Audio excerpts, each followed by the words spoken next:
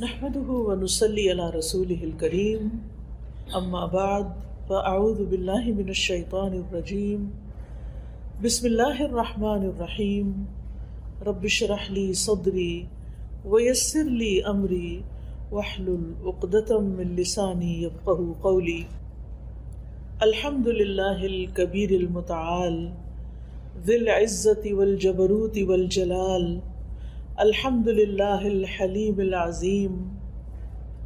سب تعریفیں اللہ کے لیے ہیں جو سب سے بڑا اور سب سے بلند ہے، عزت والا، قہر والا اور جلال والا ہے۔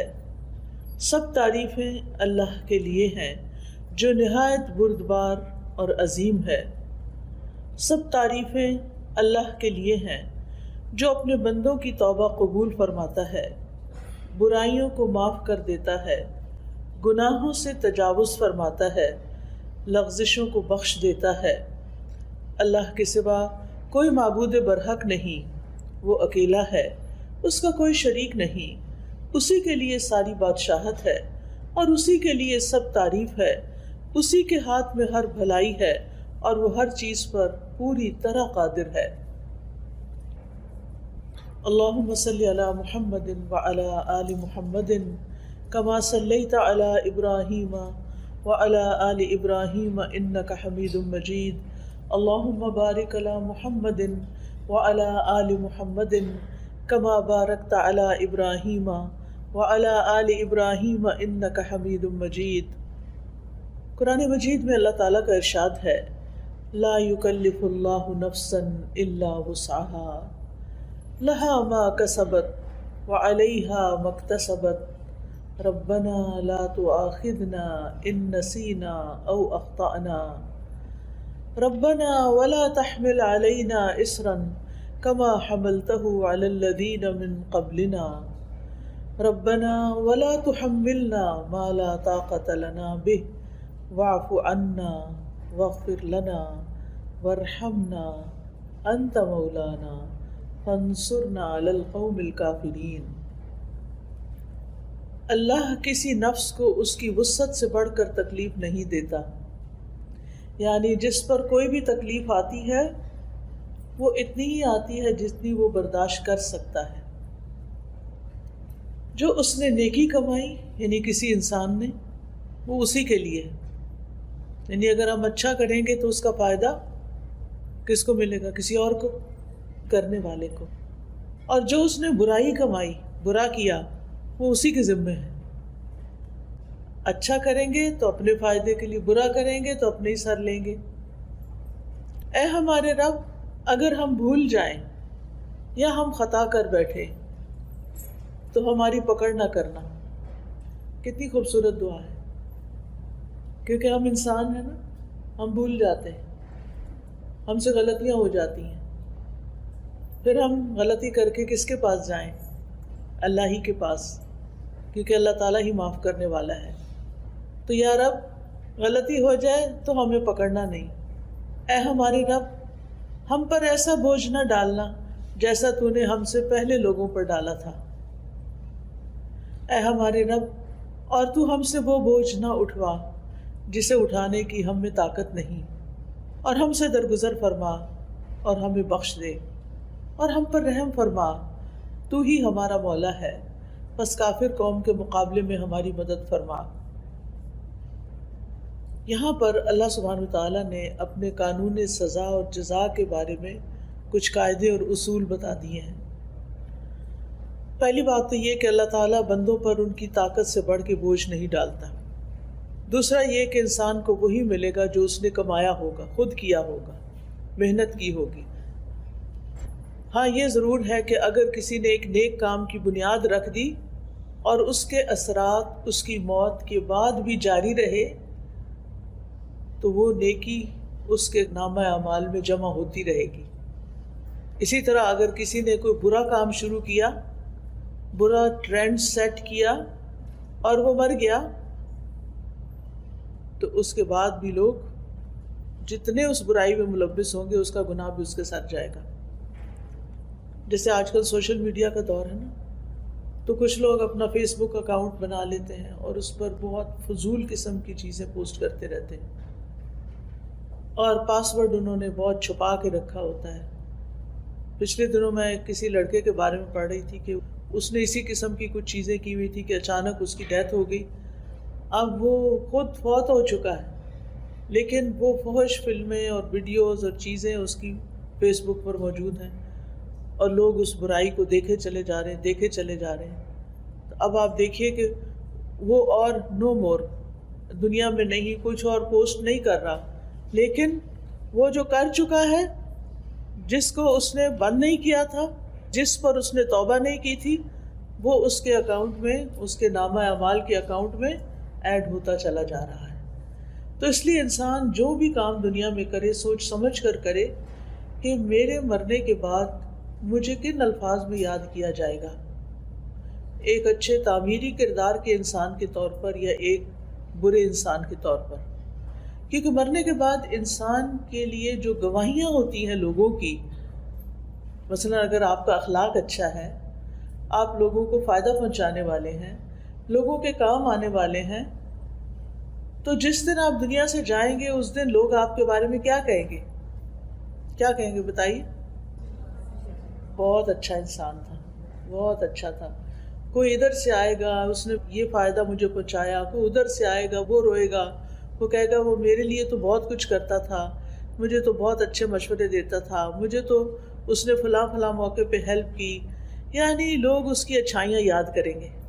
اور اگر آپ نے کسی کی زندگی اجیرن کر رکھی ہے، کسی کی لائف میں زہر گھول رکھا ہے، تو مرنے کے بعد لوگ کیا گواہیاں دیں گے؟ شکر ہے گلوں لتھا، وہ پنجابی میں کہتے ہیں نا، شکر ہے جان چھوٹی، شکر ہے اللہ نے سمیٹ لیا اس کو، اور اس کی تکلیفیں یاد کر کے تکلیف محسوس کریں گے۔ تو یاد رکھیے کہ صرف اتنا ہی کافی نہیں ہے کہ ہم اپنی زندگی میں کچھ اچھا کر لیں تو بس اتنا ہی، یا برا کر لیں تو اتنا ہی رہ جائے گا، وہ ساتھ بھی چلے گا۔ پھر اسی طرح یہ ہے کہ اگر کسی انسان کی زندگی میں کچھ آزمائشیں ہیں تو ان پر بھی صبر کرنا چاہیے کہ اللہ تعالیٰ کو پتا تھا کہ میں اس کو سہار سکتی ہوں، میں اس کو برداشت کر سکتی ہوں۔ اللہ نے مجھ پر میری وسعت سے بڑھ کے بوجھ نہیں ڈالا، اور اللہ تعالیٰ مجھے اس کا بدلہ ضرور دے گا، وہ اس کے ذریعے مجھے پیوریفائی کر رہا ہے۔ کسی بھی طرح کی سختیاں حق سے، نیکی کے کام سے، اچھی چیزوں سے ہمیں روکے نہیں۔ اور اللہ کی ایک سنت رہی ہے، ایک طریقہ رہا ہے، وہ کیا کہ جب بھی کوئی اچھا کام کرے گا تو اس کو باتیں سننی پڑیں گی، اس کو مشکلات آئیں گی۔ اور ایسا کیوں ہوتا ہے؟ یہ اس لیے ہوتا ہے تاکہ اس بندے کا کھرا کھوٹا ہونا جانچ لیا جائے۔ کیونکہ جو شخص سچا ہوگا، جو سچے دل سے اللہ کی طرف آیا ہوگا، وہ لوگوں کی باتوں سے پیچھے نہیں ہٹے گا، کیونکہ وہ لوگوں کی وجہ سے تو نہیں آیا نا کہ لوگ اچھا کہیں گے تو میں اچھا بنوں گا، لوگ اچھا نہیں کہیں گے تو میں پیچھے ہٹ جاؤں گا۔ وہ تو اس لیے اچھا کر رہا ہے کہ اللہ تعالیٰ کی خاطر، اللہ کو پسند ہے اچھا کرنا، اور وہ لوگوں کی باتیں سن کے اچھائی کرنا چھوڑے گا نہیں۔ تو یاد رکھیے کہ اللہ تعالیٰ نے ہم پر جتنی بھی عبادات فرض کی ہیں، جتنے بھی ہمیں نیکی کے کام بتائے ہیں، چاہے وہ اللہ کے حقوق سے متعلق ہیں یا بندوں کے حقوق سے متعلق، وہ سارے کے سارے اتنے ہی ہیں جتنی ہماری برداشت ہے۔ ہمارے لیے 5 نمازیں فرض کی، وہ ایسا نہیں کہ ہم پڑھ نہیں سکتے تھے اور ہمارے لیے بہت ہی مشکل ہے، نہیں۔ اول تو 50 کی گئی تھی نا، یاد ہے نا، جب معراج پر نبی صلی اللہ علیہ وسلم تشریف لے گئے، اور جو باقی صرف 5 رہ گئی، مگر ثواب 50 کا ہی ملتا ہے۔ ہر نماز کا ثواب 10 گنا ملتا ہے، اور وہ ایک نماز کی جگہ 10 لکھی جاتی ہیں، اور یہ بھی اس امت کے لیے بہت بڑی اللہ تعالیٰ کی رحمت ہے۔ تو یاد رکھیے اللہ تعالیٰ کے جتنے بھی احکامات ہیں وہ سارے ایسے ہی ہیں کہ جن کو ادا کرنے کی ہم میں طاقت ہے، ہم میں ہمت ہے، اور اللہ تعالیٰ نے دین میں کوئی تنگی اور حرج نہیں رکھا۔ ہمارا دین آسان ہے اگر ہم عمل کرنا چاہیں، اور جو لوگ کرتے ہیں وہ بھی انسان ہی ہوتے ہیں اور وہ خوشی سے کر بھی جاتے ہیں۔ رسول اللہ صلی اللہ علیہ وسلم نے فرمایا، انما بعثت بالحنیفیۃ السمحۃ مجھے نرمی اور سہولت والی شریعت دے کر بھیجا گیا ہے۔ نبی صلی اللہ علیہ وسلم نے یہ بھی فرمایا، بے شک یہ دین آسان ہے، جو شخص دین میں سختی اختیار کرے گا تو دین اس میں غالب آ جائے گا، یعنی اس کی سختی چل نہیں سکتی، وہ زیادہ دن وہ نہیں کر سکتا۔ لہٰذا اپنے عمل میں پختگی اختیار کرو، یعنی جمے رہو، اور جہاں تک ممکن ہو میانہ روی برتو اور خوش ہو جاؤ، اور صبح، دوپہر اور شام اور کسی قدر رات میں عبادت سے مدد حاصل کرو۔ آپ دیکھیے کہ فجر کی نماز کے بعد کتنا سارا گیپ ملتا ہے ظہر تک، پھر ظہر کے بعد عصر تک، عصر کے بعد مغرب تک، عشاء تک، ایک لمبا دن ہوتا ہے۔ چھوٹے دن ہو تب بھی یعنی اللہ سبحانہ تعالیٰ نے ہم پر ایسی عبادت فرض نہیں کی کہ اس سے ہمیں فرصت ہی نہ ملے اور ہم دنیا کا کوئی کام نہ کر سکیں۔ تو اس لیے ہمیں ساری عبادات خوشی سے کرنی چاہیے، اللہ تعالیٰ کے احکامات خوشی سے قبول کرنے چاہیے، کیونکہ ان سب پر اجر و ثواب ہے، اور انسان جو کچھ کرتا ہے اس کا صلہ اس کو مل کر رہے گا۔ اور پھر آپ دیکھیے کہ بعض اوقات گناہ کرنے کے لیے بھی انسان کو محنت کرنی پڑتی۔ جو لوگ چوری کرتے ہیں وہ آسانی سے تھوڑی کرتے ہیں، اسی طرح جو لوگ اور غلط کام کرتے ہیں اس کے لیے بڑے وسیلے اختیار کرتے ہیں، لیکن چونکہ نفس اس کی طرف ہوتا ہے تو مشکل نہیں لگتا۔ نیکی کے لیے ہمارا نفس نہیں مانتا، ہمارے اندر سے وہ موٹیویشن نہیں ہوتی۔ لیکن جب آپ مثلاً حج یا عمرہ کرنے جاتے ہیں تو آپ کے اندر ایک موٹیویشن ہوتی ہے نا، وہاں جا کے اللہ کا گھر دیکھ کے اتنے سارے لوگ نماز پڑھ رہے ہوتے ہیں، ان کو دیکھ کے یہ آپ تھوڑی کرتے ہیں کہ وہاں جا کے لیٹ جائیں، آپ فوراً اٹھتے ہیں، جلدی کرتے ہیں، تھوڑا سا بھی سو کے۔ اسی طرح رمضان کا مہینہ آتا ہے تو اس میں بھی آپ دیکھیں کہ آپ کا شوق کتنا بڑھ جاتا ہے۔ تو جب شوق بڑھ جاتا ہے، ذوق بڑھ جاتا ہے تو عمل آسان ہو جاتا ہے۔ تو اس لیے انسان کو اپنے لیے کوئی نہ کوئی ایسے ٹارگٹس رکھنے چاہیے کہ جن کے ذریعے انسان کا نیکی کے کاموں میں شوق بڑھتا رہے۔ ایسے لیکچرز میں جائیں، مساجد میں جائیں، جمعہ خطبہ اٹینڈ کریں، ایسی مجالس اٹینڈ کریں، ایسے ہاسپٹلز میں جائیں جہاں پر بیماروں کو دیکھ کے آپ کا دل پسیجے۔ کبھی کبھی قبرستان جائیں اور جا کے دیکھیں کہ سب سے پہلے کے لوگ کہاں پڑے ہیں آج، جن کے عالی شان گھر تھے، جن کے پاس جیولری تھی، کپڑے تھے، سب کچھ تھا، لیکن آج وہ زمین کے اندر ہیں۔ تو یہ چیزیں انسان کی عبادت میں اس کے لیے موٹیویشن کا سبب بنتی ہیں۔ تو بہرحال ہمیں یہ یاد رکھنا چاہیے کہ قیامت کے دن کوئی کسی کا بوجھ نہیں اٹھائے گا، کوئی کسی کی نیکی چھین کے نہیں لے جائے گا، اور کوئی اپنی برائی اس پہ ڈال کے نہیں چلا جائے گا۔ دنیا میں تو ایسا ہوتا ہے نا کہ ہماری چیزیں بعض اوقات دوسرے لوگ نکال لیتے ہیں، چرا لیتے ہیں، لے جاتے ہیں۔ کبھی گھر کے اندر بھی ہوتے ہیں، سسرال میں بعض سسرالی لوگ ان کی چیزیں استعمال کرنا شروع کر دیتے ہیں۔ اسی طرح بعض اوقات یہ ہے کہ لوگ اپنے گھر کا کوڑا آپ کے دروازے پہ پھینک دیتے ہیں۔ یہاں تو خیر نہیں ایسی چیزیں ہوتی، لیکن جہاں ہوتی ہیں سو ہوتی ہیں۔ تو یہ اللہ تعالیٰ کا ہم پر بہت بڑا احسان ہے کہ اللہ سبحانہ تعالیٰ نے ہم پر ہماری وسعت سے بڑھ کے بوجھ بھی نہیں ڈالا، اور ہماری نیکی کو ہمارے لیے لکھا، اور ہمارے گناہ کو بھی ہمارے لیے، کسی اور پہ نہیں ڈالا، اور کسی کا ہم پہ نہیں ڈالا۔ پھر ہم دعا کرتے ہیں، ربنا لا تؤاخذنا ان نسینا او اخطانا، اللہ تو ہمیں نہ پکڑنا اگر ہم بھول جائیں یا ہم کوئی خطا کر بیٹھیں۔ یہاں پر آپ دیکھیے کہ ہم جب دعا مانگتے ہیں تو ربنا کہتے ہیں۔ رب کا مطلب کس کس کو آتا ہے؟ رب کون ہوتا ہے؟ خالق، مالک، مدبر، جس نے پیدا کیا، جو ہمارا مالک ہے، اور جو ہمارے ساری چیزوں کی تدبیر کر رہا ہے۔ ہم نے کیا کھانا ہے، کیا پینا ہے، کہاں رہنا ہے، یہ ہم تو اب ساتھ ساتھ زندگی میں یہ چیزیں ایکسپیرئنس کر رہے ہیں نا، لیکن اللہ تعالیٰ نے یہ سارا کچھ پہلے سے ہی لکھ کے رکھا ہوا تھا، پہلے سے لکھ کے رکھا ہوا تھا سب کچھ۔ جو چیزیں آج ہمیں مل رہی ہیں اللہ تعالیٰ کو پہلے سے ہی پتا تھا، تو اس نے ہمارے لیے تدبیر کی، اس نے ہمارے لیے وسائل پیدا کیے۔ تو انسان اپنے اس رب کو پکار رہا ہے کہ اے رب، تو میرا رب ہے، تو نے مجھے پیدا کیا ہے، تو نے مجھے سب کچھ دیا ہے، اب تو مجھے معاف بھی کر دے۔ تو نے مجھے رزق دیا، تو نے مجھے اولاد دی، تو نے مجھے گھر بار دیا، تو نے مجھے سب کچھ دیا، لیکن میں نے تیرا حق ادا نہیں کیا، میں نے تیرا حق ادا نہیں کیا۔ تو نے مجھے نعمتیں دی، اور میں نے جواب میں تیری ناشکری کی، تیری نافرمانی کی۔ کتنی دفعہ ایسا ہوتا ہے نا کہ ہم کسی تفریح پہ جاتے ہیں، کچھ پکنک پہ جاتے ہیں اور وہاں جا کے نماز پڑھنا ہی بھول جاتے ہیں، سیر و تفریح کرتے ہیں، کھاتے پیتے ہیں، انجوائے کرتے ہیں اور اللہ کو بھول جاتے ہیں۔ اپنے پیاروں کو تو نہیں بھولا جاتا نا، خوشی کے موقع پر پیارے تو یاد رہتے ہیں۔ آپ کوئی اچھی چیز کھا رہے ہوں تو آپ کے بچے دور ہوں تو آپ کا کیا دل چاہتا ہے؟ مائیں اکثر کیا کہتی ہیں، میرے بیٹے کو یہ پلاؤ بڑا پسند تھا، پتہ نہیں بیچارہ پڑھنے گیا ہوا ہے وہاں کیا کھاتا ہے کیا نہیں کھاتا۔ تو پیاروں کو یاد رکھتے ہیں نا خوشی کے موقع پر۔ اسی طرح جب کوئی غم اور دکھ کا وقت ہوتا ہے تو پھر کون یاد آتا ہے؟ اپنے یاد آتے ہیں۔ کوئی فوت ہو جائے تو سارے بے شک آ جائیں، یعنی آس پاس کے لوگ، لیکن جب کوئی اپنا آتا ہے تو گلے لگ کے روتا ہے انسان، اس کے ساتھ شیئرنگ کچھ اور طرح کی ہوتی ہے۔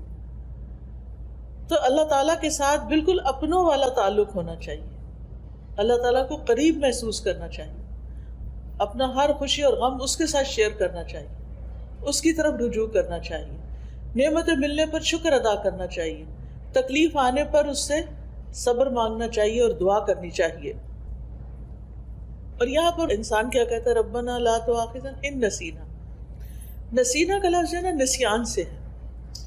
نسیان کہتے ہیں کسی معلوم چیز سے غافل ہو جانا، اس کو بھول جانا۔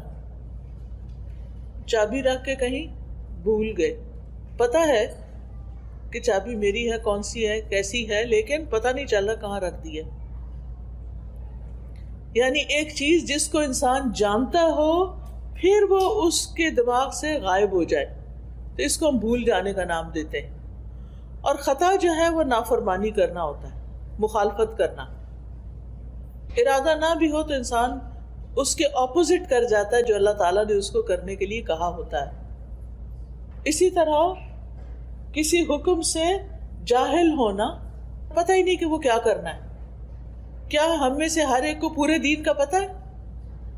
ہم سب کچھ تو نہیں جانتے نا، لیکن ہماری زندگی میں ایسی سچویشنز آتی ہیں کہ ہمیں کرنا کچھ اور چاہیے، ہم کچھ اور کر بیٹھتے ہیں، ہے نا ایسا؟ تو یہ بھی خطا ہوتی ہے۔ کبھی آپ ڈرائیونگ کرتے ہوئے راستہ بھولے اور آگے جا کے آپ نے کہا یہ تو میرا روز کا راستہ، پتہ نہیں مجھے ہو کیا گیا، میں نے ایگزٹ مس کر دیا۔ ہوتا ہے نا؟ جان بوجھ کے کیا ہوتا ہے؟ نہیں۔ کیوں؟ باتوں میں لگ جاتے ہیں۔ جب ڈرائیور باتوں میں لگ جاتا ہے تو اکثر رستہ بھول جاتا ہے، یعنی وہ اپنے مقصد سے غافل ہوا، ایک لمحے کے لیے غافل ہوا اور میلوں دور جا پڑا۔ یہ انسانوں کے ساتھ ہمارا معاملہ ہے، یعنی دنیا میں رہتے ہوئے، تو دین کے معاملے میں بھی ہمارا کچھ ایسا ہی رویہ ہوتا ہے۔ ہم لوگوں کی باتوں میں آ جاتے ہیں اور اللہ کا حکم بھول جاتے ہیں۔ ہم کوئی اچھا کام کرنے جا رہے ہوتے ہیں کہ لوگ کہتے ہیں لو یہ تم فلاں کام کرنے، کہیں چیریٹی میں دے رہے ہوتے ہیں نا تو کہتے ہیں تو ان کو دینے کی نہیں ضرورت، ان کے پاس بہت فنڈز ہیں، ٹھیک ہے۔ مسجد جا رہے ہوتے ہیں تو کہتے ہیں کیا ضرورت ہے مسجد جانے کی، عورتوں کی نماز گھر میں ہونی چاہیے، ٹھیک ہے۔ اس ملک میں تو پھر کہیں بھی اسلام کا نام نہیں ہے۔ اگر عورت اور بچے مسجد نہیں جائیں گے تو اسلامی ماحول کہاں سے ملے گا؟ تو میرا کہنے کا مطلب یہ ہے کہ انسان جب جانتے بوجھتے ہوئے بھول کا شکار ہو جاتا ہے تو اس سے غلطی ہو جاتی ہے۔ اب غلطی ہو گئی، چاہے بھول کے ہوئی چاہے غفلت سے ہوئی، غلطی تو غلطی ہے نا۔ اب جب آپ نے ایسا کر لیا تو اس کے بعد کوئی ریگریٹس ہوتے ہیں؟ کیا ایگزٹ مس کرنے پر کوئی ریگریٹ ہوتا ہے؟ دل چاہتا ہے گھر ہی نہ جاؤ، آپ ادھر ہی بیٹھ جاؤ، کیا کر لیا، اتنے منٹ میں پہلے ہی لیٹ ہو رہی تھی اور لیٹ ہو گئے، اور سارے پیچھے سے بولنا شروع کر دیتے ہیں جو گاڑی میں بیٹھے ہوتے ہیں، بجائے اس کے کہ تسلی دی اچھا کوئی بات نہیں۔ ہم دوسروں کو اکثر پرووک ہی کرتے رہتے ہیں۔ خاص طور پہ میں خواتین سے کہوں گی کہ بچوں کی تربیت میں بڑے صبر و تحمل سے کام لیں۔ آپ گھر میں ایک سینٹرل رول پلے کرتے ہیں، آپ کے اوپر آپ کے ہسبینڈ ہیں، ہسبینڈ کے اوپر ان کا باس ہے، آپ کے نیچے آپ کے بچے ہیں اور بچوں کے بھی لیولز ہیں، ایک بچہ، پھر اس سے چھوٹا بیٹا ہے، پھر بیٹے سے چھوٹی بیٹی ہے، بیٹی سے چھوٹا پھر بیٹا ہے. آپ کہاں کھڑے ہیں؟ بیچ میں کھڑے ہیں نا. اگر آپ اسٹرانگ ہوں گے، آپ کے ریئیکشنز اچھے ہوں گے، تو گھر کا ماحول بڑا خوبصورت ہوگا. اب ہوتا کیا ہے، باس نے کیا کیا، میاں کو، آپ کے ہسبینڈ کو کچھ کہہ دیا، اس کو چڑھ گیا غصہ. کیا وہ باس کے آگے بول سکتا ہے؟ نہیں، کیونکہ نوکری چلی جائے گی. اگر بولا تو وہاں تو نہیں بولنا. اب وہ ادھر تو چپ رہا. جب گھر آیا اور کھانا کھانے لگا اور کھانے میں تھوڑا سا نمک تیز تھا، کیا ہوگا؟ غصہ کس پہ نکلے گا؟ بیوی پہ. اب بیوی کو غصہ آیا ہوا ہے، اب وہ میاں کے آگے بول نہیں رہی کہ میں صبر کر رہی ہوں. ٹھیک ہے کہ ابھی آئے ہیں، تھکے ہوئے آئے ہیں، اب اگر میں نے بولنا شروع کیا کہ میں سارا دن یہ اور یہ کرتی رہی ہوں، اگر تھوڑا سا نمک زیادہ ہو تو کیا ہوا؟ کیونکہ شوہر نے بھی اوور ریئیکٹ کیا. بات اتنی بڑی نہیں تھی، تھوڑا بہت اونچ نیچ تو ہو ہی جاتی، اور کئی دفعہ ایسا ہوا تو کچھ بھی نہیں کہا. آج چونکہ پیچھے سے غصہ لے کے آئے تھے، لہٰذا کہیں تو نکالنا تھا نا. یاد رکھیے، یعنی ہماری ہیومن نیچر یہ ہے کہ ہم جب غصہ کرتے ہیں تو وہ اندر بھر کے رکھتے ہیں، اس کو ختم نہیں کرتے، اسے جانے نہیں دیتے، ریلیز نہیں کرتے. اب کھانے کی میز پہ ماں بھی بیٹھ گئی، بچے بھی بیٹھ گئے. اچھا، بچوں کی عادت یہ ہوتی ہے کہ کھانا کھاتے ہوئے وہ کیا کرتے ہیں، کبھی ہاتھ پاؤں ہلاتے ہیں، کبھی ٹانگیں ہلاتے ہیں، کبھی ایسے میز پہ لیٹ جاتے ہیں، کبھی کچھ کرتے ہیں. اچھا، ماں نے پانی کا گلاس بھر کے رکھا ہوا تھا سائڈ پر، تو بچے نے ایسے ہی کھیل کھیل میں ہاتھ مارا، وہ نیچے جا گرا. اب کیا ہوگا؟ اب ماں کا جو غصہ بھرا ہوا تھا وہ کس پہ نکلے گا؟ بچے پہ. اور تھوڑا سا نکلے گا یا زیادہ نکلے گا؟ ٹھیک ٹھاک نکلے گا. اچھا، اب بچہ وہاں سے اٹھ کے چلا جائے گا، جا کے صوفے پہ بیٹھ کے اپنا موبائل نکالے گا اور کچھ کھیل کھیلنے لگے گا. اتنے میں جو چھوٹی بہن تھی وہ کسی چیز سے کھیل رہی تھی، وہ لگا آ کے اس بچے کو. اب وہ بچہ کیا کرے گا؟ اب بچہ غصہ اتارے گا، دونوں کی فائٹنگ شروع ہو گئی. اچھا، اب وہ جو چھوٹی تھی جس کو پڑی بھائی سے، اب اس کے دل میں غصہ ہے ابھی بھی، وہ جا کے اپنا بھالو اٹھاتی اور اس کو پٹک پٹک کے مارتی ہے اس کو. یہ ہوتا ہے گھروں میں، ٹھیک ہے نا. لیکن اگر ہم جو بیچ میں ہے نا، بیچ میں ماں، آپ کہیں گے ساری باتیں ماں کو سناتی ہیں، سب کچھ ماں ہی کرے، میں ہی سب پیسوں، میرے اوپر ہی سارا کام ہے، میں ہی سارا برداشت کروں، میں ہی. نہیں، اللہ نے آپ کو یہ مقام دیا ہے، اللہ نے آپ کو ممتا دی ہے، محبت دی ہے. آپ شوہر یا ساس کی باتوں سے غصے میں آ کے اپنے بچوں کی تربیت خراب نہ کریں. بچے صرف آپ کے لیکچر نہیں سنتے، بچے CCTV کیمرہ جو ہوتا ہے نا، اس کی طرح باریک آنکھ سے ہر کچھ دیکھ رہے ہوتے ہیں، کھیل رہے ہوتے ہیں، کان ان کے سارے آپ کی طرف ہوتے ہیں. ماما کس سے باتیں کر رہی ہیں، کیا باتیں کر رہی ہیں. اگر وہ آپ کا موڈ آپ دیکھتے ہیں تو پریشان ہو جاتے ہیں، اگر آپ اوور ایکسائٹیڈ ہیں تو ضرور کمنٹ کریں گے. اچھا، پھر کیا ہوتا ہے، جو آپ کر رہے ہوتے ہیں نا وہ بھی وہی کرنا شروع کر دیتے ہیں، اور ہر لائف ان کے اندر وہ عادتیں آ جاتی ہیں. تو یہ سلسلہ ختم نہیں ہوتا. ہونا کیا چاہیے کہ پہلے شخص سے جو غلطی ہوئی ہے نا، جو باس سے غلطی ہوئی، اگر وہ اللہ سے ڈرتا ہے تو اس کو اللہ سے بھی معافی مانگنی چاہیے، اور جس پہ زیادتی کی اس سے بھی معافی مانگنی چاہیے. کیا جو ہم سے چھوٹا ہو اس سے سوری نہیں کرنا چاہیے؟ کرنا چاہیے. اگر آپ باس ہیں اور آپ نے چھوٹے پہ زیادتی کر لی اور آپ کو ریئلائز ہو گیا، آپ کا ضمیر بول اٹھا ہے کہ میں نے زیادتی کی ہے، تو پھر کیا کرنا چاہیے؟ سوری کر لیں. کیا صرف بندے سے سوری کرنا چاہیے یا کسی اور سے بھی؟ یس، بندے سے تو آپ نے سوری کر لیا، اللہ سے بھی کرنا ہے، کیونکہ آپ نے ایک انسان کو ناحق تکلیف پہنچائی ہے. چلو بندوں نے معاف کر دیا، یا صرف اللہ سے توبہ کرنا کافی ہے، یا بندوں کو بھی سوری کرنا ضروری ہے؟ بندوں کو بھی کرنا. اگر پہلا شخص جس نے زیادتی کی تھی وہ سوری کر لیتا، بات ختم ہو جاتی، لیکن اس نے سوری نہیں کی. آپ کو پتا نا قابیل نے حابیل کو قتل کر دیا تھا. اب ہوتا کیا ہے، اب تک دنیا میں قتل کا جو سلسلہ چل رہا ہے اس کے گناہ کا ایک حصہ قابیل تک جاتا ہے. قیامت کے دن اس کا گناہ کتنا بڑا ہوگا، پہاڑوں جتنا، اس سے بھی بڑا، اور وہ بھی قتل کا گناہ. تو جو ایک غلط کام کر لیتا ہے اس کو توبہ کرنے میں، استغفار کرنے میں دیر نہیں کرنی چاہیے. اچھا چلیں، اس باس نے تو سوری نہیں کی، لیکن آپ کے ہسبینڈ نے جو آپ کے ساتھ زیادتی کی، چلے آئے تھے، غصہ تھا، کھانا شروع کیا، غصہ نکالا، پھر تھوڑی دیر میں نارمل ہو جانا چاہیے تھا نا، تاکہ بچے جو ہیں وہ ٹیبل پر بیٹھ کر پریشان نہ ہوں.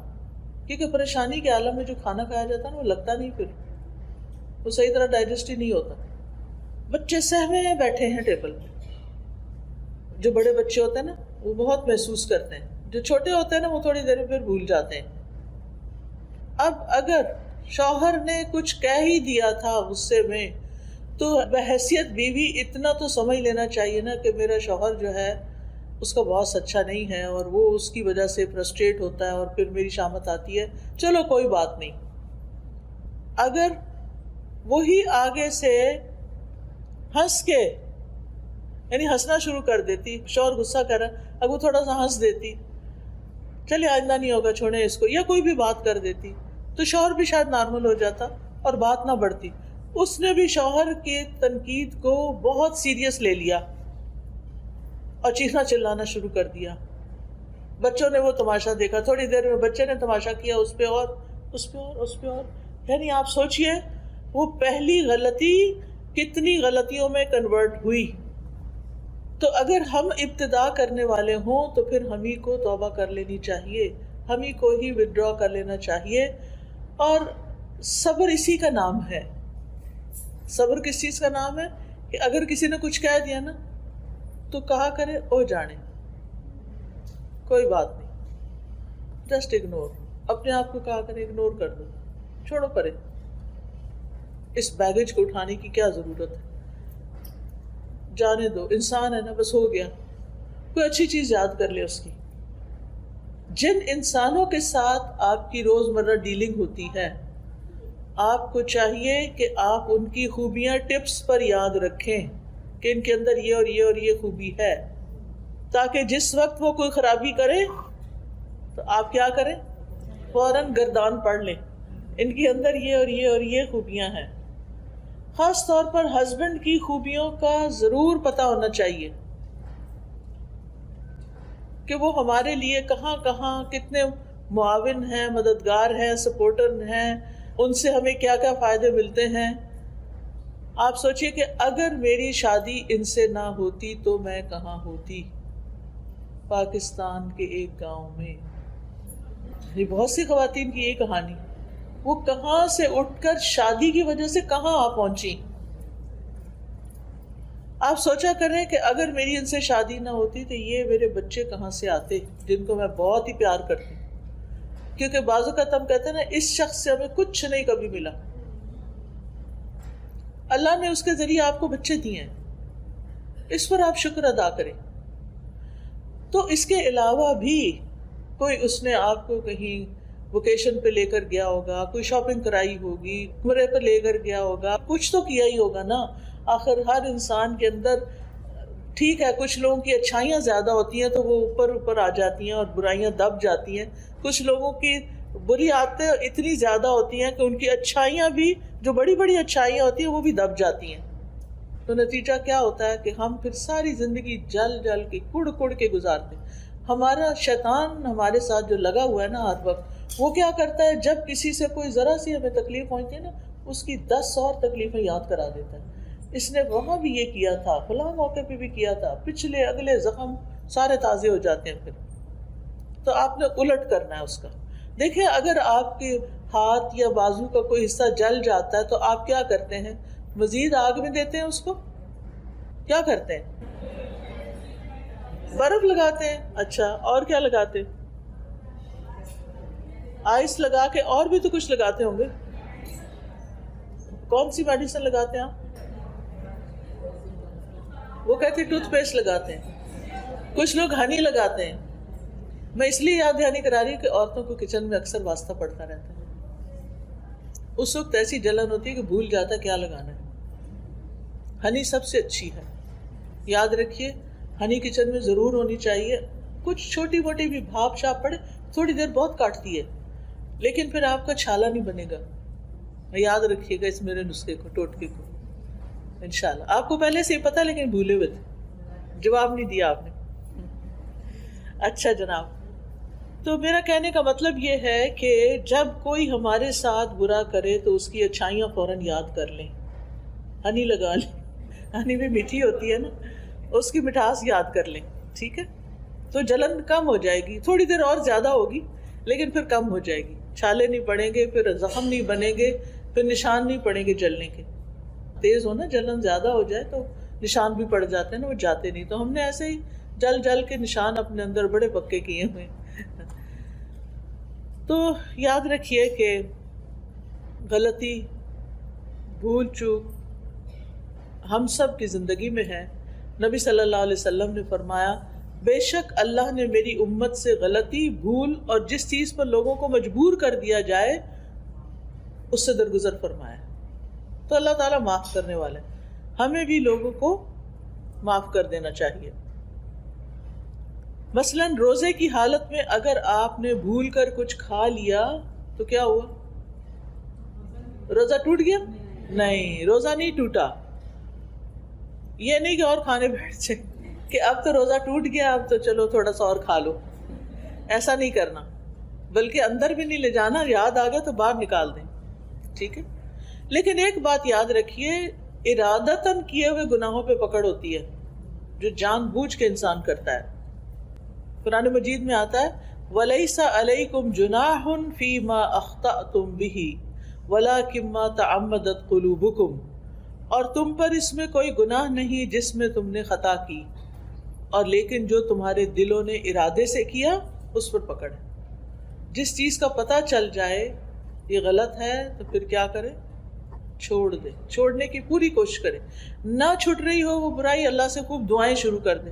اللہ میں اپنی اس بری عادت سے بہت تنگ ہوں، میں یہ غلط کام نہیں کرنا چاہتی لیکن I can't help myself، بار بار میں اس میں جا پھسلتی ہوں، گر جاتی ہوں. مثلاً اگر آپ کو سیل فون پر کوئی بری چیز دیکھنے کی عادت پڑ گئی ہے، آپ کا وقت بھی ضائع ہوتا ہے، آپ کی نگاہیں بھی خراب ہوتی ہیں، تو آپ اس سے چھٹکارا چاہتے ہیں تو پھر اللہ کی مدد لیں، استغفار کریں، توبہ کریں اور اس ایپ کو ڈیلیٹ کر دیں. ٹھیک ہے، اور اس کے قریب نہ جائیں. لا تقربوا الزنا، آنکھوں کا بھی زنا ہوتا ہے نا جب انسان فحش چیزیں دیکھتا ہے. قرآن مجید میں آتا ہے ولا تقربوا الزنا، زنا کے پاس بھی نہیں جانا. تو بہرحال ہم سے غلطیاں ہوتی ہیں، اللہ کے حق میں بھی ہوتی ہیں اور بندوں کے حق میں بھی ہوتی ہیں، اور پھر وہ غلطیاں بوجھ بن جاتی ہیں ہمارے اوپر. تو ہمیں دعا کرنی چاہیے ربنا ولا تحمل علینا اصرا کما حملتہ علی الذین من قبلنا، اللہ ہم پہ وہ بوجھ نہ ڈال جو ہم سے پہلے لوگوں پہ ڈالے. یعنی دین کے معاملے میں ہم پر وہ ذمہ داریاں نہ آئیں جو ہم اٹھا نہ سکیں، یا ہم کوئی ایسا عہد نہ کسی سے کریں جس پہ قائم نہ ہو سکیں. اللہ ایسا گناہ نہ کر بیٹھے جس کی توبہ نہیں، کیونکہ شرک کی توبہ نہیں ہے نا. تو یہ نہیں کہ آپ کہیں کہ میں تو بھول گئی تھی، نہیں، شرک کسی حال میں معاف نہیں. تو اس کے بارے میں بھی دل میں رکھے کہ اللہ ہم سے شرک نہ ہو. یا یہ کہ ہمارے اوپر کوئی ایسے کام نہ آئے کہ جس کو ہم نبھا نہ سکیں، ایسی بیماری نہ آئے کہ ہم اٹھنے بیٹھنے کے قابل ہی نہ رہیں. اللہ سے دعا کرنی چاہیے کہ اللہ تعالیٰ برے بڑھاپے سے اور بدترین بیماریوں سے ہمیں بچا کے رکھنا. اب دیکھیے کہ جو بزرگ، ابھی میں گاڑی میں انٹر ہو ہی رہی تھی کہ ایک فون آ گیا. ایک آنٹی ہیں کافی بزرگ، بیچاری اکیلی رہتی تھی، کہتی ہوں فجر کی نماز کے لیے اٹھی ہوں اور گر گئی ہوں، ریبس ٹوٹ گئی ہیں اور پتہ نہیں کیا کیا ہو گیا ہے، ہل بھی نہیں سکتی، ہاسپٹل میں پڑی ہوئی ہیں. ایسی دل کو تکلیف ہوئی. کہتی میری برتھ ڈے تھی اس دن اور میں اٹھی تھی کہ آج میں نے اتنا صدقہ کرنا ہے، آج میں نے یہ کرنا ہے، لیکن میرے ساتھ دیکھیں کیا ہو گیا. تو میرے لیے دعا کریں، آپ بھی دعا کریں اللہ تعالیٰ ان کو صحت دے اور ان کی تکلیف دور کرے۔ اب آپ سوچیں کہ جس شخص کی ربز ٹوٹ جائیں اس کے لیے تو سانس لینا بھی دوبر ہے۔ تو اللہ ہمیں کسی ایسی تکلیف میں نہ ڈالنا، ایسی مشکل میں نہ ڈالنا کہ ہم دوسروں پہ بوجھ بن جائیں۔ ربنا ولا تحملنا ما لا طاقت لنا بہ، اللہ ہم سے وہ بوجھ نہ اٹھوا جس کے اٹھانے کی ہمیں طاقت ہی نہیں، یعنی ایسے کاموں کی ذمہ داری ہم پہ نہ آئے جو ہم نبھا نہ سکیں۔ بعض اوقات ایسا ہوتا ہے کہ انسان کی زندگی میں ایسے حادثات ہو جاتے ہیں کہ انسان کو مجبوراً وہ ذمہ داریاں لینی پڑ جاتی ہیں۔ میری خالہ اللہ تعالیٰ ان پر اپنی رحمت نازل کرے، ان کے اپنے 11 بچے تھے۔ جو سب سے بڑا بچہ تھا اس کی کار ایکسیڈنٹ میں ڈیتھ ہو گئی، اس کی اور اس کی بیوی دونوں کی۔ 4 بچے چھوٹے چھوٹے پیچھے تھے، وہ بچ گئے۔ اب آپ خود سوچیں کہ جس خاتون نے اپنے اتنے بچے پالے اور 4 یتیم بچوں کو پالنے کی ذمہ داری ان پہ آ گئی، اور ایج ایسی تھی کہ جوان نہیں تھی اب، لیکن بڑی اچھی طرح انہوں نے وہ ذمہ داری نبھائی۔ لیکن ان کو دیکھ دیکھ کے رحم آتا تھا کہ کیسی آزمائش میں آ پڑی۔ ایک تو یہ ہے کہ اللہ تعالیٰ کو پتا ہوتا کہ کون کیا بوجھ اٹھا سکتا ہے، لیکن پھر بھی ہم کمزور ہیں، کیونکہ پھر ہمارے منہ سے کوئی باتیں نکل جاتی ہیں کہ اللہ میرے ساتھ ایسا کیوں، یہ کبھی نہ جملہ بولیں۔ اللہ کو زیادہ پتا ہے کہ کسی کے ساتھ کیا ہونا چاہیے اور کیا نہیں ہونا چاہیے۔ تو شرعی احکامات میں بھی اور تقدیر کے حالات میں بھی اللہ سے آسانی مانگنی چاہیے کہ اللہ تعالیٰ ہماری تقدیر میں کوئی ایسی چیز نہ ہو جس سے ہماری زندگی دوبر ہو جائے، اور ہمیں ایسی مشقت میں نہ ڈالنا جو ہم اٹھا نہ سکیں۔ واعف عنا واغفر لنا وارحمنا، کتنی خوبصورت دعا ہے۔ اللہ ہم سے درگزر فرما، جو فرائض ادا کرنے میں ہم سے کوئی کوتاہی ہوئی ہے یا اللہ تو اس کو معاف کر دے، ہمیں بخش دے، ہم سے درگزر کر اور ہم پر مہربانی کر۔ ہم رحم کے قابل ہیں، ہم کمزور انسان ہیں۔ تو گناہگار انسان 3 چیزوں کا محتاج ہوتا ہے کہ جو معاملہ اللہ اور بندے کے درمیان اللہ اسے درگزر کرے، اور دوسرا یہ کہ اللہ بندوں سے اس کے گناہ کو پردے میں رکھے۔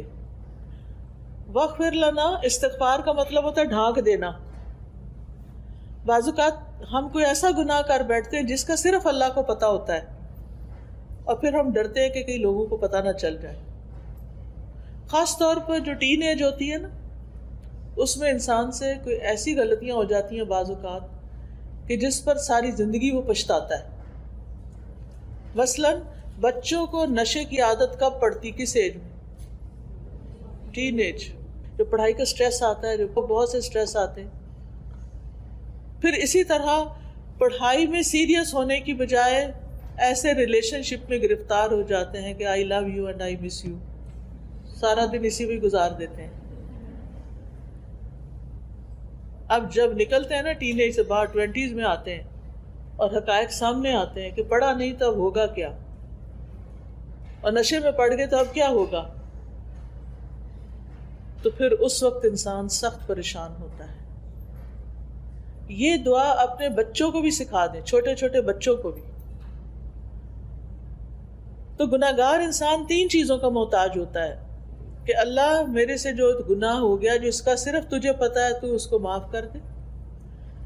بندوں سے میرے گناہ کو ڈھانپ دے، اور تیسرا یہ کہ آئندہ کے لیے مجھ پہ رحم کر اور مجھے دوبارہ اس گناہ کے قریب نہ جانے دے، مجھے بچا لے۔ اور پھر آپ دیکھیے کہ کبھی انسان کے گناہ دل میں ہوتے ہیں، بدگمانیوں وغیرہ کی شکل میں، کبھی زبان میں ہوتے ہیں، کبھی جسم سے کر رہا ہوتا ہے۔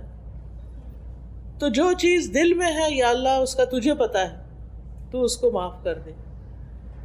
جو ہم نے کر لیا جس سے منع کیا گیا، تو اس کو تو ڈھانپ دے، اور آئندہ کے لیے ہمیں بچا کے رکھ۔ اور پہلے بخشش مانگی، گناہوں کو ڈھانپنا مانگا، اور پھر رحم مانگا، کیونکہ پہلے وہ خانہ خالی ہو نا، صاف ہو، تو پھر رحمت آئے گی۔ توبہ معافی ہو جائے گی تو پھر ہی اللہ کی رحمت آئے گی نا۔ اگر ہم نے توبہ معافی کی نہیں، مانگی نہیں، تو پھر باقی کیا ہوگا؟ انت مولانا، تو ہی ہمارا مولا ہے، تو ہمارا مالک ہے، تو ہمارا مددگار ہے۔ فانصرنا علی القوم الکافرین، تو ہمیں کافر قوم کے مقابلے میں مدد دے۔ اور یہ اللہ تعالیٰ ہی ایمان والوں کا حقیقی مولا ہے۔ تو یہ اللہ تعالیٰ کی بہت بڑی رحمت ہے کہ اللہ نے ہمیں یہ دعا کرنا سکھائی ہے۔ وہ ہمیں جانتا ہے نا، ہماری ضروریات کو بھی جانتا ہے، اس نے ہمیں مانگنا سکھا دیا۔ پھر اس سے بھی پتہ چلتا ہے کہ مانگنے کی چیزوں میں 3 اہم چیزیں ہیں مانگنے کی: عفو و درگزر، بخشش اور رحمت۔ پھر یہ کہ رب کے وسیلے سے مانگنا چاہیے، اس سے تکلیف دور ہوتی ہے، ربنا کہہ کے، ربی کہہ کے۔ اور پھر یہ کہ مومن بندوں کے لیے اللہ کی خاص رحمت ہوتی ہے۔ تو پیاری بہنوں، ہم سب انسان خطا کار ہیں۔ حدیث میں آتا ہے ہر انسان خطا کار ہے، اور بہترین خطا کار وہ ہیں جو توبہ کرتے ہیں۔ تو ہم سب کو توبہ استغفار کی ضرورت ہے۔ مومن سے بھی گناہ ہو جاتا ہے، متقی انسان سے بھی ہو جاتا ہے، پارسا، محسن، اعلیٰ درجے کے نیک انسان سے بھی غلطی ہو جاتی۔ کوئی انسان غلطی سے پاک نہیں۔ پیغمبر معصوم ہوتے ہیں، ہم معصوم نہیں، ہم سے غلطیاں ہوتی ہیں۔ نبی صلی اللہ علیہ وسلم نے فرمایا ہر مومن سے کوئی نہ کوئی ایسا گناہ ہو جاتا ہے جس کو وہ اکثر کر لیتا ہے، یا کوئی ایسا گناہ ہوتا ہے جس پر وہ قائم رہتا ہے، چھوڑ نہیں پاتا، اور اس کو چھوڑ نہیں سکتا حتیٰ کہ دنیا سے چلا جاتا ہے۔ کچھ عادتیں بن جاتی ہیں نا۔ بعض اوقات میں اتنی حیران ہوتی ہوں کہ ہم اتنی زیادہ زبان کی حفاظت کے بارے میں باتیں پڑھتے ہیں، لیکن جب میں لوگوں کا عملی رویہ دیکھتی ہوں تو وہ کوئی حفاظت نہیں کر رہے ہوتے۔ جو فضول بات، ہر بات میں کچھ نہ کچھ بولنا، خاموشی کی تو عادت ہی نہیں نا۔ تو میں سوچتی ہوں انہوں نے کبھی لیکچر کوئی سنا بھی ہے کہ نہیں، یعنی وہ اپنی بری عادتوں سے باز نہیں آتے، دوسروں کو تکلیف دینے سے باز ہی نہیں آتے، ان کی سرشت میں پڑا ہوا ہوتا ہے چبھتی ہوئی باتیں کرنا۔ ہم اگر تانے شانے نہ دیں تو ہمارا گزارا نہیں، کیا فرق پڑتا ہے؟ ضروری تو نہیں کہ ہر وقت دوسروں کو نصیحت کرتے رہیں، کوئی ضروری ہے؟ ایک شخص مسجد نبوی میں پیشاب کر رہا تھا، صحابہ دوڑے کہ اس کو ماریں، اس کو روکیں۔ آپ نے کہا تم رک جاؤ، اب وہ کر رہا ہے نا، کرنے دو، کیونکہ اگر وہ سال میں دوڑ پڑتا تو ایک جگہ کر رہا تو ساری مسجد خراب ہوتی۔ تو بعض اوقات اتنی سی بات ہوتی ہے چھوٹی سی، اور ہماری بد اخلاقی اس برائی کو بہت بڑا بنا دیتی ہے، اور اس کے اثرات دور دور تک چلے جاتے ہیں۔ تھوڑا سا ٹنگ کو کنٹرول کر لیں، ہر چیز میں کمنٹ نہیں دیا کریں، ہر چیز میں اظہار خیال نہ کیا کریں، ہر چیز میں اپنی رائے دینے نہ بیٹھ جایا کریں۔ آپ اپنے آپ کو کیا سمجھتے ہیں؟ مجھے تو کبھی یہ سمجھ نہیں آتا کہ ہم کیا سمجھتے ہیں کہ ہم کون ہیں۔ ہم عالم ہیں، ہم مفتی ہیں، ہم مربی، ہم کون ہیں؟ ہم تو ایک عام انسان ہیں۔ ہمیں حق نہیں پہنچتا کہ ہم ہر وقت ٹوکا ٹوکی کرتے رہیں۔ کئی بزرگوں نے گھر میں لوگوں کی زندگی حرام کی ہوئی ہوتی ہے، معذرت کے ساتھ۔ ان کے اپنے بچے ان کو چھوڑ کے بھاگنے کے لیے تیار ہوتے ہیں کہ کس دن ہماری کہیں اور جاب ہو اور ہم موو آؤٹ کریں۔ تو یہ سب کچھ کیا ہے؟ یہ ہمارے رویے ہیں کہ لوگ ہمارے ساتھ کمفرٹیبل نہیں ہوتے، لوگ ہمارے ساتھ رہنا نہیں چاہتے، کیونکہ ہم لوگوں کو اپنے رویوں سے بیزار کر دیتے ہیں۔ تو حدیث میں آتا ہے من سمت نجا، جو خاموش رہا، چپ رہا، اس نے نجات پائی۔ بعض اوقات کوئی دنیا کے کسی حصے کی طرف کی بات کر رہا ہوتا ہے، فلاں ملک میں یہ ہو گیا، اب ہم نے کوئی کمنٹ کرنا ہوتا ہے، انہوں نے کیا ہوگا نا کچھ خرابی، آ گیا نا ان پہ عذاب۔ بھئی کس نے آپ کو بتایا؟ آپ نے اللہ کا فیصلہ جان لیا کہ اللہ نے ان کو اس امتحان میں کیوں ڈالا؟ تو ہر بات بے بات پر نہ بولا کریں، خاموش رہنا بھی سیکھیں۔ اور بزرگوں کو خاص طور پہ میں کہوں گی، میں نہیں کہتی کہ بچوں کو کھلی چھوٹ ہے جو مرضی چاہیں، بچوں کے اندر بھی آپ دیکھیں بچے بدتمیزی سے بات کرتے ہیں، ہم ہنستے ہیں۔ آج کل کے بچے بڑے ہوشیار ہیں، آج کل کے بچے بڑے اسمارٹ ہیں، آج کل کے بچے بڑے کانفیڈنٹ ہیں، ایسے ایسے تعریفی جملے بول کے ان کی بدتمیزیوں کو ہم نے ملٹی پلائی کر دیا۔ تو بچوں کو بھی شے نہ دیں، جو غلط بات ہو اس کو چپ رہے، بالکل نہ ہنسیں، بالکل خاموش رہیں، صرف اپنی خاموشی سے بتائیں کہ مجھے یہ بات پسند نہیں آئی جو تم نے اپنی دادی کو کہی ہے یا تم نے اپنی نانی کو کہی ہے. کیونکہ بعض اوقات وہ ان کو بدتمیزی سے کہہ رہے ہوتے، نانی آپ تو یہ کہہ رہی تھی، اب آپ یہ خود کر رہی ہیں.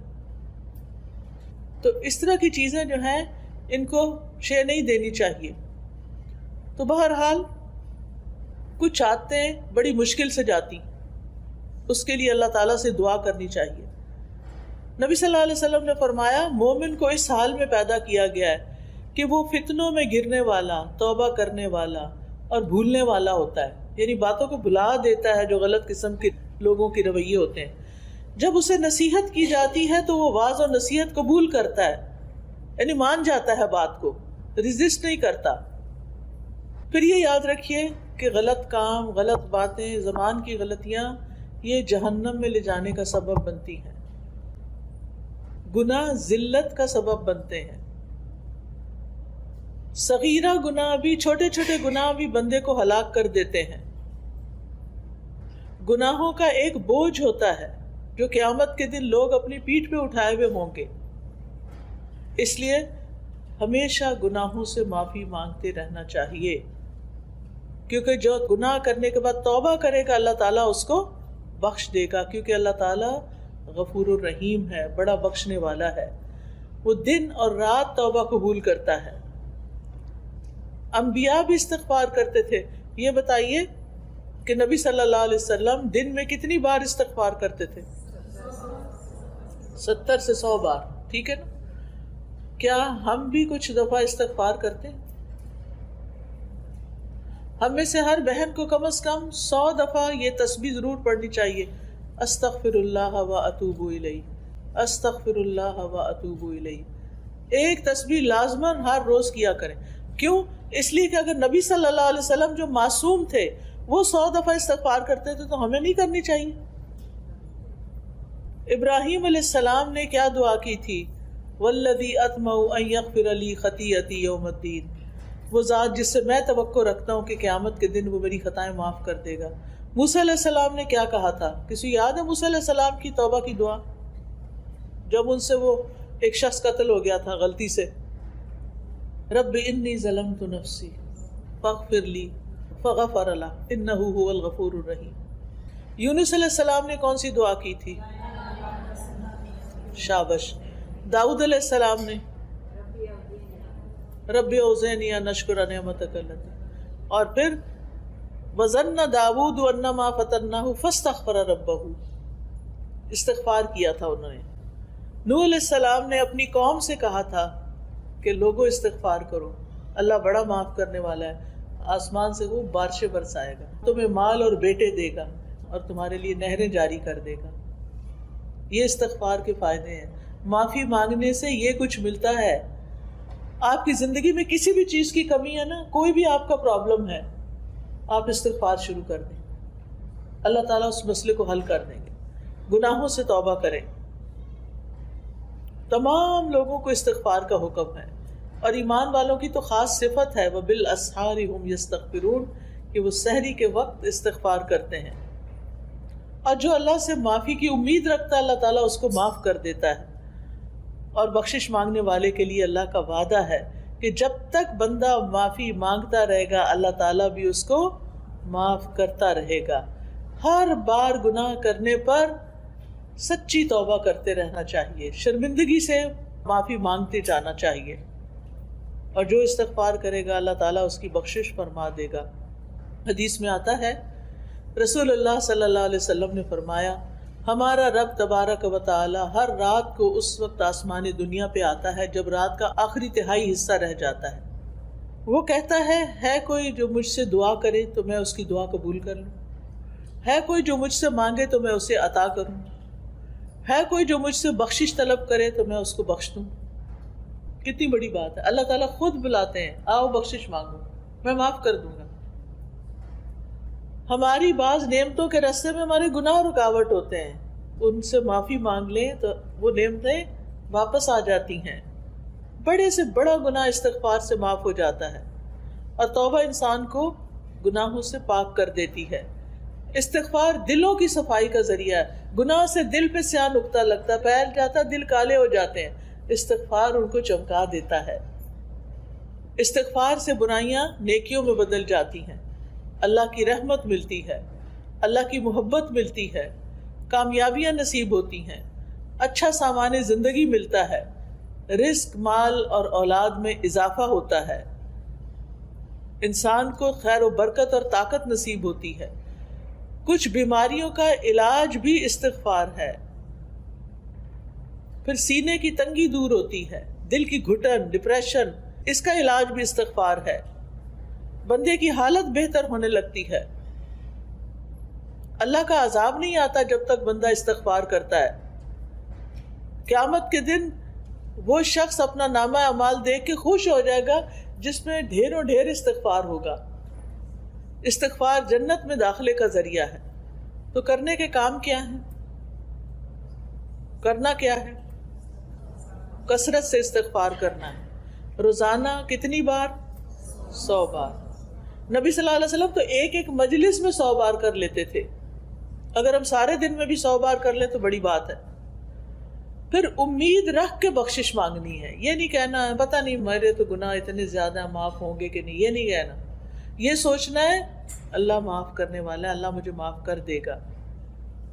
پھر گناہ ہو جائے تو انتظار کرنا ہے کہ 80 سال بعد حج پہ جائیں گے تو توبہ کریں گے، فوراً توبہ کرنی ہے۔ کھلا گناہ ہو تو کھلی توبہ، چھپا گناہ ہو تو چھپ کے توبہ، اور سچی توبہ۔ سچی توبہ کا مطلب یہ ہے کہ انسان پکا ارادہ کرے کہ میں نے دوبارہ نہیں اس گناہ کی طرف آنا۔ پھر یہ ہے کہ شرمندہ ہونا اور آئندہ نہ کرنے کا وعدہ کرنا اور گناہوں سے ڈرتے رہنا۔ جو شخص دنیا میں اپنے گناہوں سے ڈرتا ہے، قیامت کے دن اللہ تعالیٰ اس کا ڈر نکال دیں گے، اس کا ڈر ختم ہو جائے گا۔ لہٰذا پیاری بہنوں، آج کا میرا میسج آپ کے لیے یہی تھا، اور اپنے لیے بھی، کہ اپنی غلطیوں پر معافی بھی مانگنی ہے اور اصلاح بھی کرنی ہے، اور اللہ تعالیٰ سے مدد مانگتے رہنا ہے، ٹھیک ہے نا؟ اس کے لیے ایک کارڈ ہے استغفار کے فائدے۔ یہ دیکھیں، یہ کارڈ ہے، انگلش اور اردو ترجمے کے ساتھ ساتھ دیکھ کے ادھر ہی رکھ دیں، ٹھیک ہے؟ اس میں ہم نے ساری استغفار کی دعائیں لکھی ہوئی ہیں۔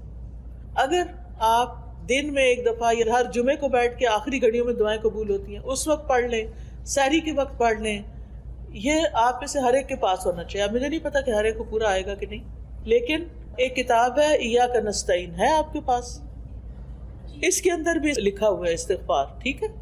اس میں حفاظت کی دعائیں بھی ہیں، انگلش کی بھی ہے اور یہ اردو کی بھی ہے۔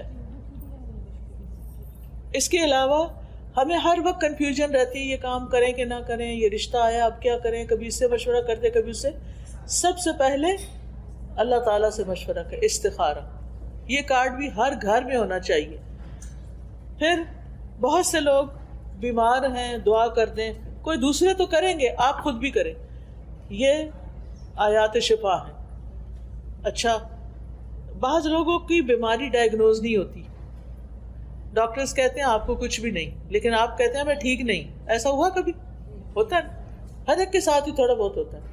اس کا علاج یہ کہ بیری کے پتے، پتہ نہیں یہاں تو بیری اگتی ہے کہ نہیں، لیکن اگر نہیں بھی تو آپ پانی کے اوپر یہ آیات پڑھ کے دم کر کے پھر اس میں سے کچھ گھونٹ پی بھی لیں، اور کچھ اسپرے باٹل میں رکھ لیں، اپنے اوپر اسپرے کر لیا کریں، اور اس سے اپنے جسم پر بھی بہا لیں، تو انشاءاللہ بہت سی بیماریاں ٹھیک ہو جائیں گی۔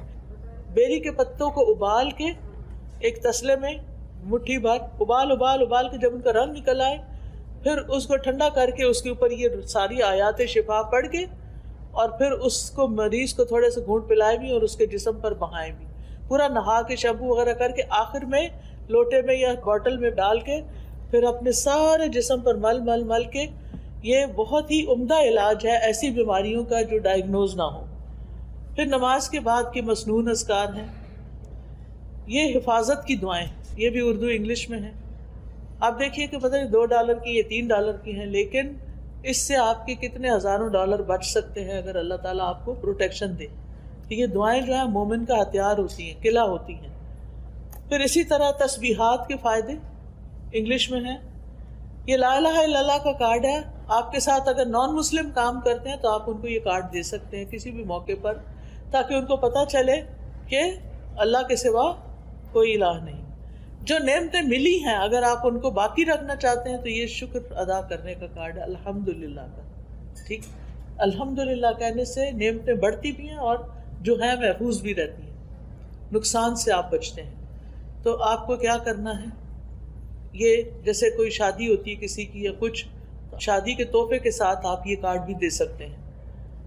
اور یہ قرض تو آج کل ہر ایک کے اوپر ہی ہوتا ہے. یہ اس سے نجات کی دعائیں ہیں، اور یہ قرآنی اور مسنون دعائیں ہیں، اذکار ہیں، یہ بھی بہت فائدے کے ہیں، ہر ایک کے پاس ہونی چاہیے، کیونکہ بہت محنت سے یہ سب کچھ تیار کیا گیا اور بہت محنت سے ہم اسے مسیساگا سے اٹھا کر لائے ہیں. تو یہ آج ساری ٹیبل خالی ہو جانی چاہیے. ٹھیک ہے نا، انشاءاللہ یہ آپ کے لیے صدقہ جاریہ بھی ہوگا. آپ جس کو دیں گے وہ پڑھے گا، اس کی تکلیف حل ہوگی تو آپ کو بھی فائدہ ہوگی انشاءاللہ. تو اب ہم دعا کر لیتے ہیں. سبحان اللہ والحمد للہ ولا الہ الا اللہ واللہ اکبر ولا حول ولا قوة الا باللہ العلی العظیم. اللہم صلی علی محمد وعلی آل محمد کما صلیت علی ابراہیم وعلی آل ابراہیم انک حمید مجید. اللہم بارک علی محمد وعلی آل محمد کما بارکت علی ابراہیم وعلی آل ابراہیم انک حمید مجید. ربنا آتنا فی الدنیا حسنۃ وفی الآخرۃ حسنۃ وقنا عذاب النار. ربنا لا تزغ قلوبنا بعد اذ هديتنا وهب لنا من لدنك رحمة انك انت الوهاب. ربنا هب لنا من ازواجنا وذرياتنا قرة اعين واجعلنا للمتقين اماما. ربنا لا تؤاخذنا ان نسينا او اخطانا. ربنا ولا تحمل علينا اسرا كما حملته على الذين من قبلنا. ربنا ولا تحملنا ما لا طاقة لنا به واعف عنا واغفر لنا وارحمنا انت مولانا فانصرنا على القوم الكافرين. یا اللہ، یا رحمان، یا رحیم، یا کریم، یا ذی الجلال والاکرام. یا اللہ، تو ہم سب پر اپنی رحمت نازل فرما، تو ہم سب کو بخش دے، ہمارے گناہوں کو معاف کر دے، ہمارے بوجھ ہم سے دور کر دے، ہماری برائیاں ہم سے دور کر دے، ہمیں اچھا اخلاق عطا فرما، ہمیں ہر طرح کی نیکیوں میں دوڑ لگانے کی توفیق دے اور ساری برائیاں چھوڑنے کی توفیق دے. اللہ ہمیں بھی، ہمارے گھر والوں کو، ہمارے بچوں کو ہدایت دے، ان کی نسلوں کو بھی ایمان پر قائم رکھنا. یا اللہ، جتنی بہنیں آئی ہیں، ان کی جو دعائیں ہیں، ان کی جو نیک تمنائیں ہیں، اللہ ان کو پورا فرما. یا اللہ، تو ہم سب پر اپنی رحمت نازل فرما. یا اللہ، ہمارے گناہوں کو معاف کر دے، ہماری ساری ضروریات پوری کر دے. یا اللہ، جن کا ہم پر احسان ہے انہیں بہترین جزا دے. جنہوں نے اس مجلس کا اہتمام کیا ہے، اللہ ان کو اس کی بہترین جزائے خیر دے.